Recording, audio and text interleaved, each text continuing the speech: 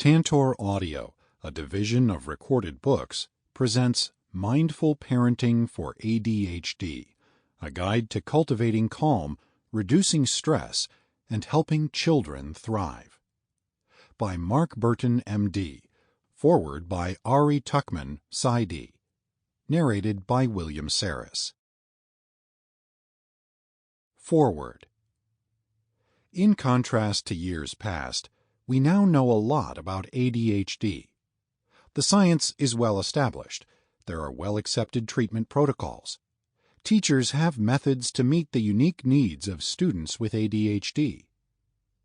But for you, a parent trying to figure out how to rescue your child right here, right now, it can be challenging to know what to do. Some behaviors should be addressed, and others should be ignored.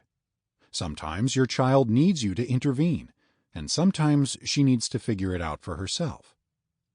Things almost always go better when parents keep their cool, but that's easier said than done. Russell Barkley, Ph.D., has famously said that ADHD isn't a disorder of knowing what to do, it's a disorder of doing what you know, 2010. This certainly applies to those with ADHD, but it also applies to their family members. For you as a parent, it may be too easy to feel like you haven't responded in the best way, even when you know what an ideal response would be. And unfortunately, all too often, parents feel unsure about how best to respond. This book will help you on both counts, knowing what to do and then doing it. Dr. Bertin does a great job of explaining the ins and outs of ADHD, so you can make better informed decisions. Then, what unequivocally separates this book from others on this topic is his focus on applying these concepts, not under ideal circumstances, but in the messy flow of real life. To this end, Dr. Bertin guides you through simple but powerful mindfulness techniques that will enable you to be the kind of parent you want to be, not perfect, but more than good enough for your child to thrive. Parenthood, in general, is a crash course in having flexible expectations, patience, and a willingness to sometimes change course on the fly. It can be quite a balancing act. Because kids with ADHD are often inconsistent and unpredictable, you'll have to be even more careful to maintain balance between being consistent and predictable on the one hand, so that your child knows what to expect, and recognizing when Plan A isn't working and being willing to switch to Plan B on the other. Amazingly, as you'll soon see, being more mindful and intentional will help you with both of these aspects, sticking with a plan and knowing when to shift from it. Parenting easy kids is easy, relatively speaking. It's the more challenging kids who force parents to really bring their best selves to the equation. This book will help you become not only a better parent, but also a better person overall. As you work through it, challenge your assumptions. Allow your more worthy habits to survive and replace those that are less productive with behaviors more in line with who you really want to be. If you can do this in challenging moments with your child, you can do it in the rest of your life, too. Ari Tuckman, PsyD, MBA. Introduction. Your child has ADHD. He impulsively acts out. He struggles in school. He seemingly won't settle down for even 1 second after you walk in the door to let you catch your breath. A visceral hook grabs hold, and you do the same old thing you've always done. You yell, you retreat, you set another rule, or you bend one. Then you mentally berate yourself for not staying calm, or your child for not doing as he was told. Challenging as it is, we are all capable of being mindful. For example, staying fully aware of something unpleasant and pausing before responding. Avoiding the reality that you'd like something to be different without being proactive about it won't change anything. But while you sort through the next best action to take, or perhaps decide not to say or do anything for a moment, your child will benefit when you drop the often unconscious assumption that life can be any different than it is right now. Your impulsive child is going to be impulsive today, even while you work on a longer-term plan for change. ADHD is far more than a disorder of attention. It influences social skills, communication, morning routines, bedtime, technology use, eating habits, homework, and anything requiring coordination, planning, or foresight. In addition, your child's ADHD affects others around him, especially family members. In fact, ADHD often creates unproductive patterns in parents' lives. When parents become overly stressed or overwhelmed, that affects their children. None of us are at our best when tapped out, and because ADHD itself increases family stress, it makes it harder for you to manage your child's ADHD, which then amplifies stress further. Incorporating mindfulness into your life can break this draining cycle. Mindfulness and your family. Integrated throughout this book are mindfulness tools for cultivating focus, resilience, and well-being, both yours and your child's. They take advantage of the brain's innate capacity to rewire itself, an ability we all maintain at any age. In ways that support the rest of ADHD care, you'll build skills such as these for yourself and your children. Attention awareness versus distractibility and operating on autopilot. Responsiveness versus reactivity. Intentional, creative problem solving versus reliance on entrenched habits. Open-minded discernment versus reflexive judgment. Compassion for yourself and others versus criticism and impatience. A centuries-old practice accessible to anyone, mindfulness aims to build various traits that make the ups and downs of life easier to handle. Clinical research has confirmed its benefits, explaining why it's an exponentially growing part of Western psychology and medicine. With mindfulness, you develop an increased capability to balance seeing things as they are with doing everything possible to change what you can, making everyday living more manageable. Seeing ADHD as it is, and realizing its broad and often insidious effects, enhances planning and successful outcomes by any measure. As both a parent and a pediatrician specializing in child development and ADHD, I remain awed by the consistency with which mindfulness supports families. Time after time, no matter the cultural background or family dynamic, parents learning mindfulness report concrete changes that make their child's ADHD far easier to overcome.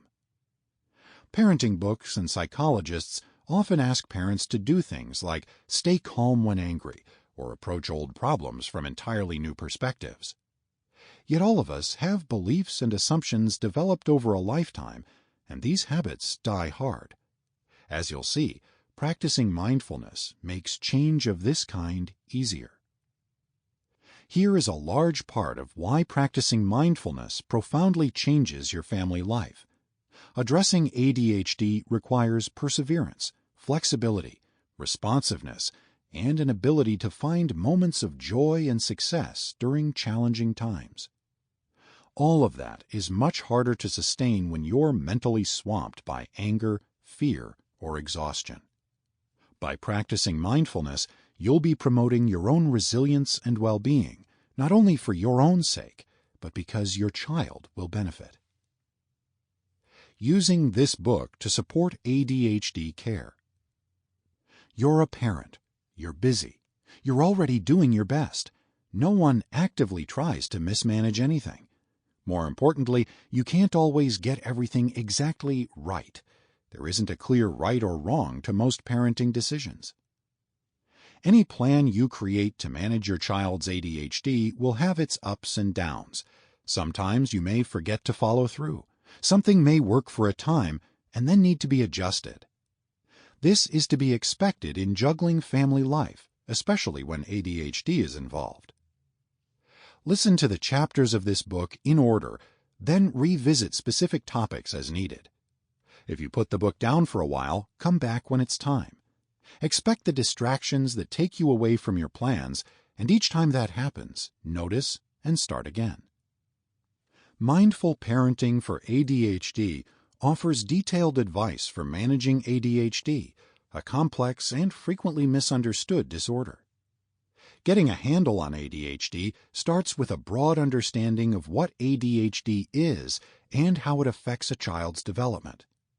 This book will explain what you need to know about seeking a quality evaluation to figure out if your child has ADHD, and then address everything from educational planning, communication, and behavior to ADHD's often hidden impacts on everyday life for both young children and teens. Various mindfulness practices make managing ADHD simpler. Mindfulness exercises will help you develop new approaches specific to each aspect of ADHD, from improving morning routines to collaborating with educators. In short, as you'll soon discover, mindfulness augments traditional ADHD care each step of the way. Each chapter emphasizes concise, practical information. Make copies of the action plans included in each chapter and post them prominently as reminders to yourself. When you lose touch with your intentions, whether related to mindfulness or to helping your child, guide yourself back to your path. Along the way, you'll rediscover the health, happiness, and ease every family deserves. Downloadable materials. Guided audio meditations, the action plans presented at the end of each chapter, a bonus handout that bursts some common ADHD myths, and some of the worksheets in this book are all available for download at the book's website, www.newharbinger.com/31793. Just look for the tag Download Available. Chapter 1. First Steps on a Mindful Path to Managing Your Child's ADHD. Listen to this chapter to understand how ADHD, as a medical disorder, affects children and their parents. Sort out whether your child has ADHD. Recognize that knowing that your child has or does not have ADHD benefits your family, separate from any discussion of treatment. Support your family with your own mindfulness practice. If you're hearing these words, you or someone you know has raised a question about your child. Maybe he's always running into the street, never seems to listen to you on the first try, alienates other children, overeats, or is struggling in school. Perhaps he's having a hard time focusing on play or on schoolwork. Facing your concerns is likely an overwhelming and stressful experience, and probably not at all what you pictured for yourself as a parent. Sorting through what, if anything, needs to happen next may be equally daunting. Questions lead to more questions, doubts to more doubts. Who should I talk to about my questions? Do I even need to talk to anyone? Maybe I'm the problem. I should be able to take care of this on my own. What's normal for children of this age anyway? Understanding the benefits of evaluation. Here may be the single most important point when considering whether your child has ADHD. Evaluation is nothing more than an attempt to gather information. It's a first step in problem solving, not a commitment to any particular outcome. When you begin to understand the reasons for your child's behavior, it affects your child's experience, whether or not he has ADHD. You need to sort out what may be typical development, what seems quirky but fine, and where your child needs additional support. Whatever the situation, the earlier you and your child start cultivating new skills and habits, the easier things will be. Too often, decisions around whether to evaluate and how to treat become entangled. Sometimes parents avoid evaluation because they fear an ADHD label. Yet most advice regarding child development is educational and useful, regardless of any diagnosis. And then, if your child is diagnosed with ADHD, it helps you better understand his experience and allows for clearer plans moving forward. When pursuing an evaluation, find a developmental pediatrician, psychiatrist, neurologist, or psychologist to guide you through the process. You can get recommendations from your child's pediatrician, a parent-teacher association, or a parent network, such as Children and Adults with Attention Deficit Disorder, CHADD, or Impact ADHD. If an evaluation doesn't find ADHD or some other developmental condition, that's great news.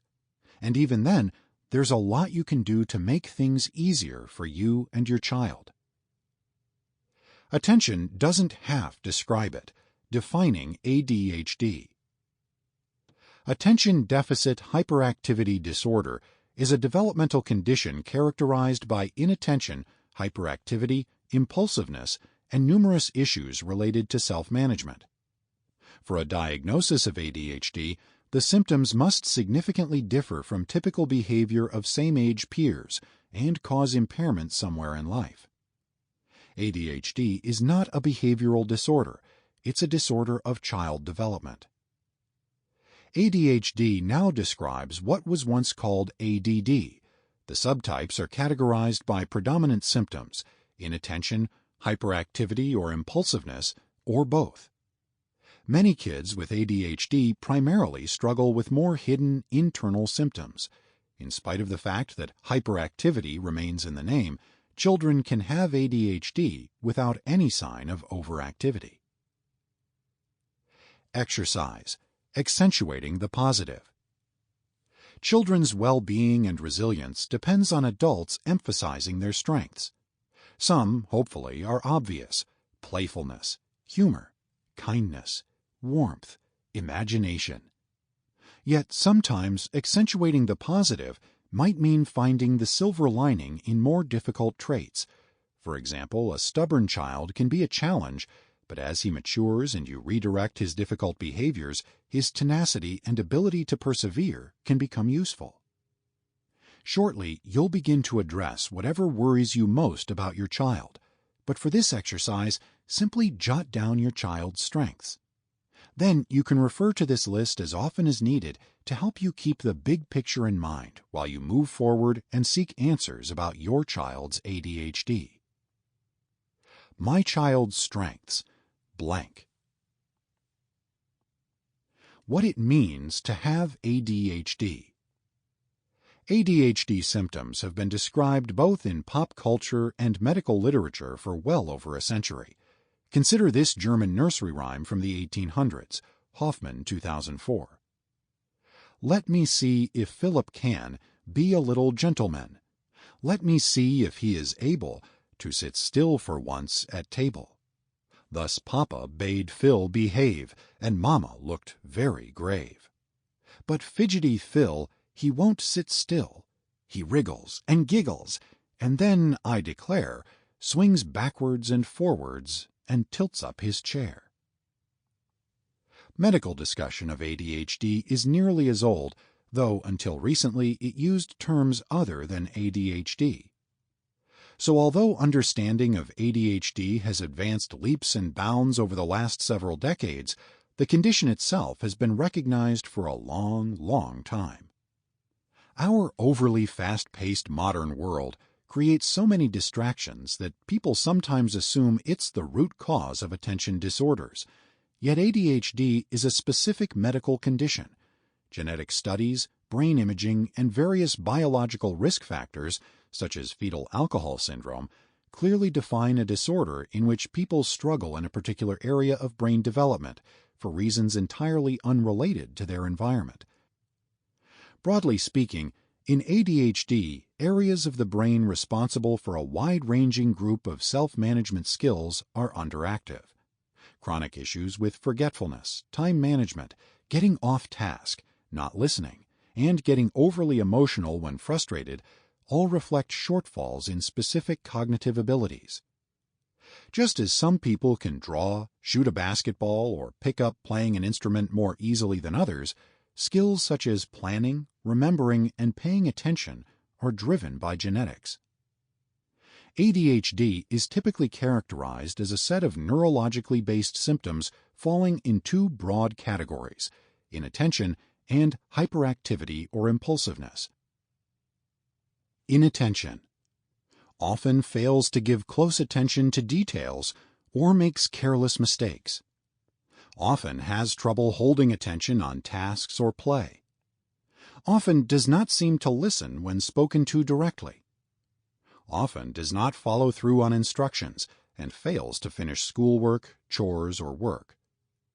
Often has trouble organizing tasks and activities.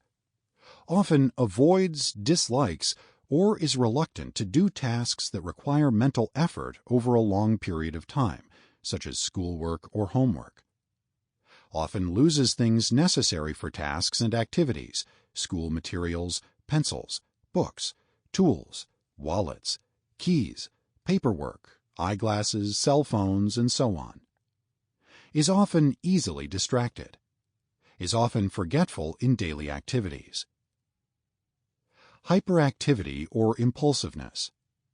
Often fidgets with or taps hands or feet or squirms in seat. Often leaves seat in situations when remaining seated is expected. Often runs about or climbs in situations where it is inappropriate. In adolescents or adults, this symptom may be limited to feeling restless. Often unable to play or take part in leisure activities quietly. Is often on the go, acting as if driven by a motor. Often talks excessively. Often blurts out an answer before a question has been completed. Often has trouble waiting his or her turn. Often interrupts or intrudes on others, such as butting in on conversations or games. As you can probably see, many of these symptoms can be part of typical development. In the absence of demonstrable and prolonged impact, they basically represent nothing more than personality traits, some of which will change with age. In other words, a distractible or impulsive child who's doing fine in all areas of life can't have ADHD. And, as previously noted, ADHD can't be diagnosed unless the symptoms observed actually interfere with the child's life. Celebrating differences and variety is, to fall back on a cliché, the spice of life. And of course, young kids are often active, impulsive, and distractible. But when children chronically, though unintentionally, disrupt their own well-being, parents need to do something about it. If ADHD, or anything else, undermines a child's success, whether in the realm of play, learning, relationships, self-esteem, or any other part of life, we need to sort out why. Some key facts about ADHD. The genetics of ADHD are almost as strong as for height. Tall people tend to have tall children, regardless of who raises them. People with ADHD tend to have children with ADHD, regardless of who raises them. An identical twin, even when living in another home, has as high as an 80% chance of having ADHD if the other twin has it. The risk for fraternal twins is near 30%. If an immediate family member has ADHD, a child's risk is 3 to 5 times that of the general population. The rate of ADHD is similar around the world, affecting around 5% of children. People with ADHD have consistently been shown to have smaller, less active frontal lobes, along with other related areas of the brain, than other individuals. This is not a measure of intelligence. Instead, it relates to self-management skills, specifically executive function, the topic of Chapter 2. Evaluating for ADHD or ruling it out. Diagnosing ADHD is a time-intensive process, not based on any one test or source of information.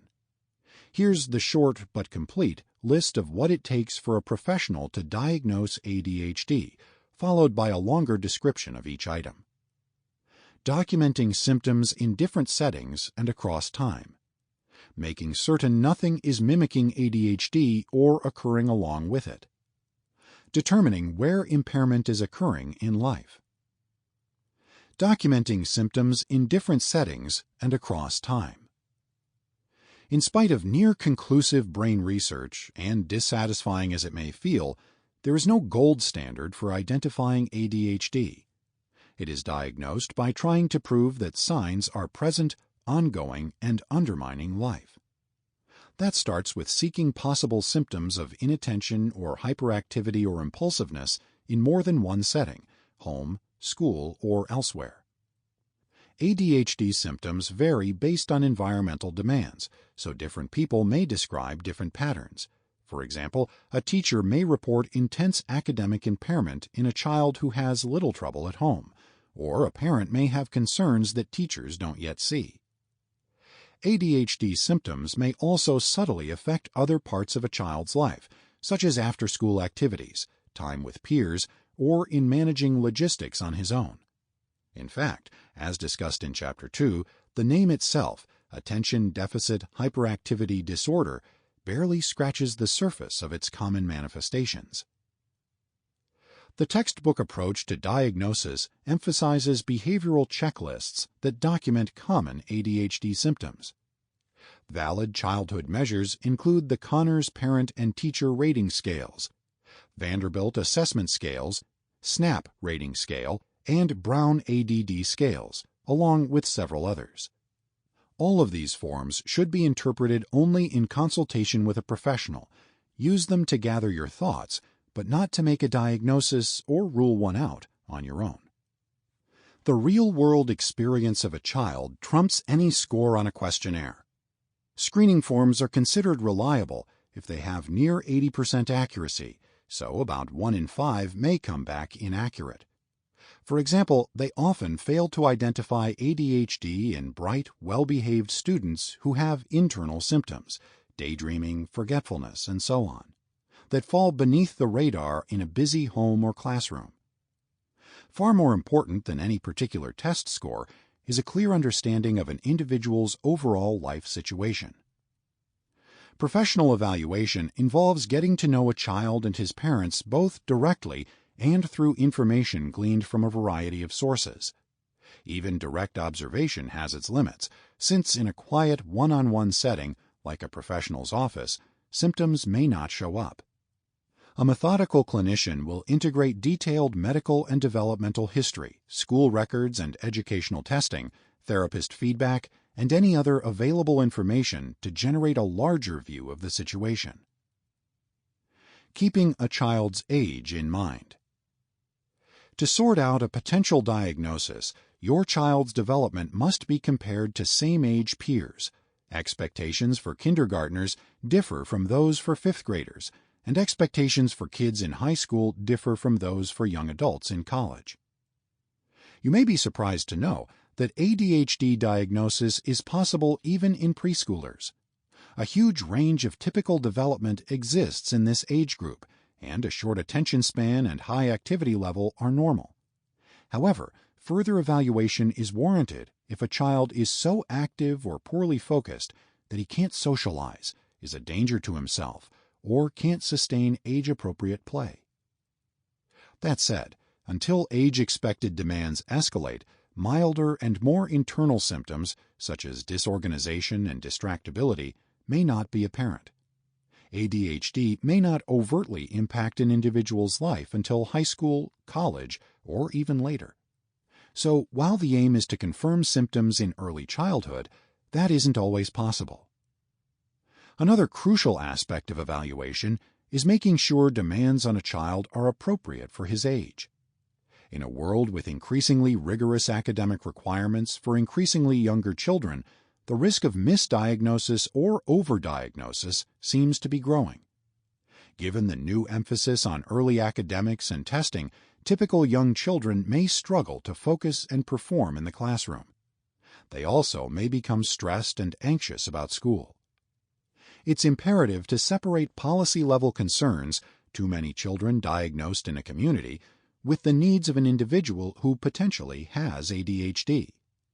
The fact that misdiagnosis is possible doesn't mean much for someone who really has ADHD. Comprehensive evaluations consider typical development as one of many possibilities for a child. Making sure nothing is mimicking ADHD or occurring along with it. The next aspect of evaluation is considering what else might be going on. Not everyone who has a hard time paying attention, socializing, or handling behavioral issues has ADHD. Here are some of the more common problems that may mimic ADHD. Developmental Sample complete. Ready to continue?